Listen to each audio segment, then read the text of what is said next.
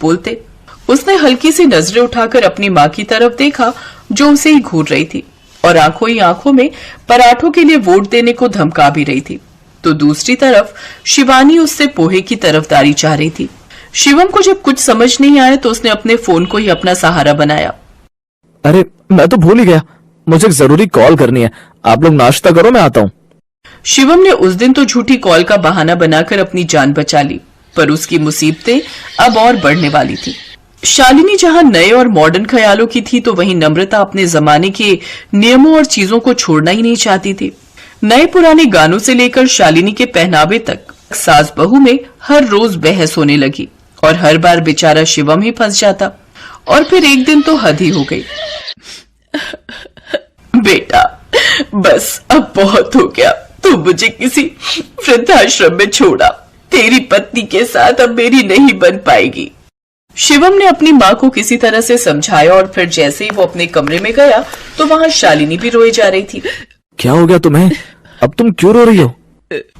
आप मुझे मेरे मायके छोड़ाओ, अब मैं यहाँ नहीं रह पाऊंगी, आपकी माँ से मेरी बन ही नहीं पाएगी।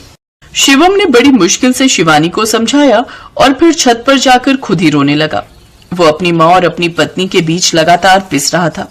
पूरी रात वो छत पर बैठा रहा और इस समस्या के तोड़ को ढूंढता रहा। फिर सुबह होते ही उसने अपने बैग में कपड़े डाले और घर से चुपचाप निकल गया। उसने अपना फोन भी घर पर ही छोड़ दिया। पूरे 7 दिनों तक नम्रता और शिवानी उसे पागलों की तरह ढूंढती रही, लेकिन शिवम का कहीं कुछ पता ही नहीं चल रहा था। और फिर 8वें दिन अचानक शिवम घर वापस आ गया। शिवम को सही सलामत देखकर नम्रता और शिवानी दोनों की ही जैसे सांसें लौट। मेरे लाल, मुझे माफ कर दे बेटा, मैं वादा करती हूँ बेटा, अब ये घर, इस घर में सब कुछ वैसा ही होगा जैसा बहू चाहेगी। नहीं माँ जी, गलती मेरी है, मैं ही आपसे लड़ती रही। आज से मैं कसम खाती हूँ कभी आपसे बहस नहीं करूंगी। बस इनसे कहिए कि फिर कभी घर छोड़कर जाने के बारे में ना सोचे। शिवम की तरकीब काम कर गई थी। उसकी माँ और बीवी में सुलह हो चुकी थी और अब उसे अपना ही घर किसी स्वर्ग से कम नहीं लग रहा था। लेकिन तभी, मैं आपके लिए कॉफी बनाकर लाती हूँ। नहीं, चाय ठीक रहेगी, चाय बना लो। पर माँ जी ये थके हुए लग रहे हैं, कॉफी ठीक रहेगी।